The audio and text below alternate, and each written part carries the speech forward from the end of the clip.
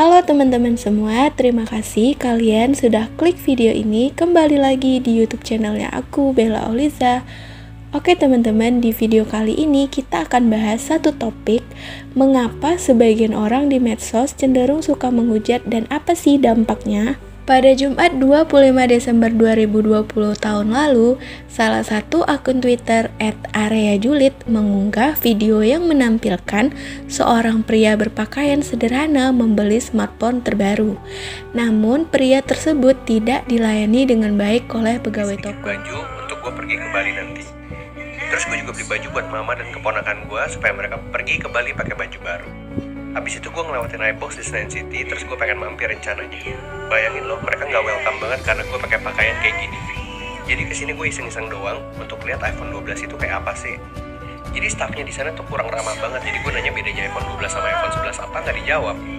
Karena penasaran, akhirnya gue beli deh ini iPhone. Gue lihat iPhone 12 Pro itu nggak nyampe 1 menit, habis itu gue bilang ke mbaknya, saya mau yang ini satu warna emas. Bayangin udah sampai gitu aja mbaknya nggak percaya.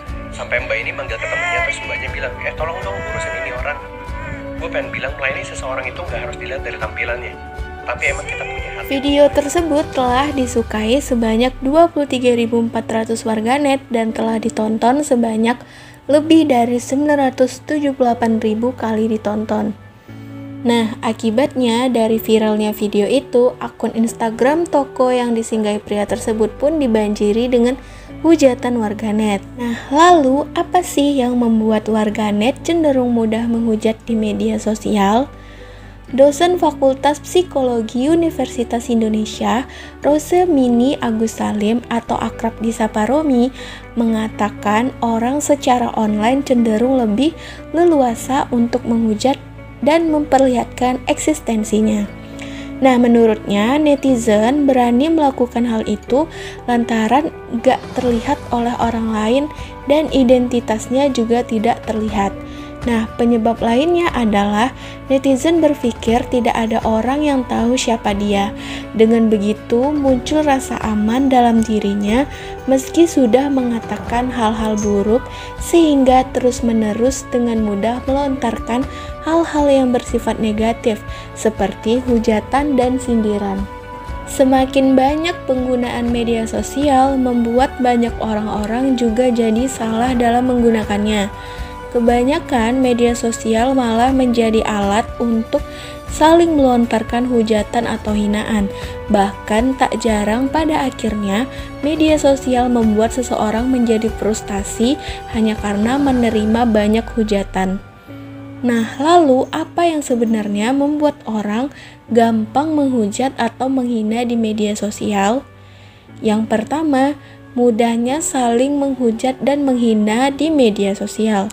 Nah, media sosial kini sudah menjadi media yang sangat umum digunakan seseorang untuk mencari informasi maupun menyebarkan informasi. Nah, kemudahan tersebut akhirnya membuat banyak pengguna media sosial menjadi salah dalam menggunakannya, seperti saling menghujat atau saling menghina. Yang kedua, merasa tak perlu tanggung jawab. Segala sesuatu yang dilontarkan di media sosial seolah tak menuntut pertanggungjawaban para penggunanya. Hal itulah yang terkadang membuat orang lain jadi bisa berkata seenaknya. Padahal mereka mungkin lupa bahwa melontarkan hujatan atau hinaan atau berita palsu di media sosial dapat dikategorikan sebagai pelanggaran hukum. Nah, gak jarang juga sekarang ini pihak-pihak yang merasa dirugikan melakukan tuntutan pada pengguna media sosial yang tidak bertanggung jawab. Nah, yang ketiga, memberikan orang-orang anonimitas. Di media sosial sangat mungkin orang-orang menjadi seorang anonimitas atau tanpa identitas. Dengan kata lain, pengguna media sosial akan senantiasa mengeluarkan pendapat yang tak mengenakan. Mereka merasa dirinya aman karena identitas tidak diketahui. Namun saat ini teknologi memang sudah canggih. Jadi hati-hatilah karena meski sudah menjadi anonimitas pun, identitas seseorang tetap aja bisa terungkap. Oke, yang keempat, rasa iri. Nah, alasan yang satu ini rasanya udah menjadi alasan yang paling umum. Kenapa seseorang menghujat bahkan menghina orang lain? Karena di sosial media memang popularitas sangat mungkin untuk diraih, yang menyebabkan sebagian orang ada yang merasa iri. Nah, semakin populer seseorang, tentunya akan menimbulkan rasa iri bagi banyak orang. Inilah yang kemudian memicu oknum-oknum tak bertanggung jawab untuk melontarkan hujatan bahkan hinaan. Bukan main-main, banyak sosok populer seperti artis-artis atau selebgram yang lainnya sampai merasa frustasi menerima hujatan. Nah, yang kelima, bentuk pelampiasan yang mudah.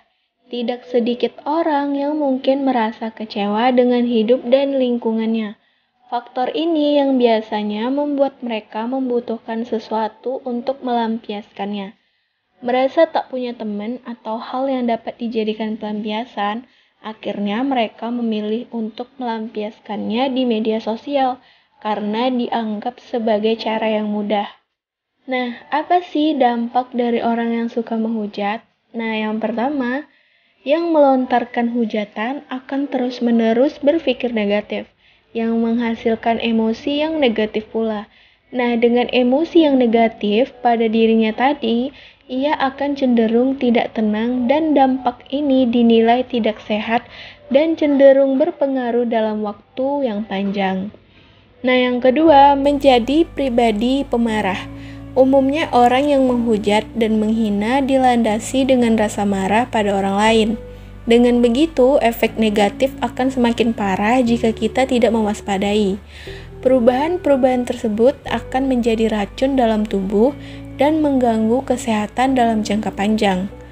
Efek negatif dari marah-marah adalah sakit kepala, sulit tidur, rasa cemas, tekanan darah tinggi, depresi, hingga penyakit jantung. Oke teman-teman, itulah mengapa sebagian orang di medsos cenderung suka menghujat, dan kalau kita lihat dampaknya cukup parah juga ya. Nah, meskipun kini penggunaan media sosial memang semakin mudah, namun kita jangan lupa untuk selalu bijak menggunakannya. Buang jauh-jauh pikiran bahwa media sosial adalah alat untuk saling menghina yang aman. Karena nyatanya apa yang kita lakukan di sosial media kini sudah dapat dituntut ke ranah hukum bila tak dipergunakan dengan bijak. Nah, hati-hati ya kawan-kawan. Nah, segitu dulu video kali ini. Jangan lupa di subscribe, like, dan komen. See you next video. Bye-bye.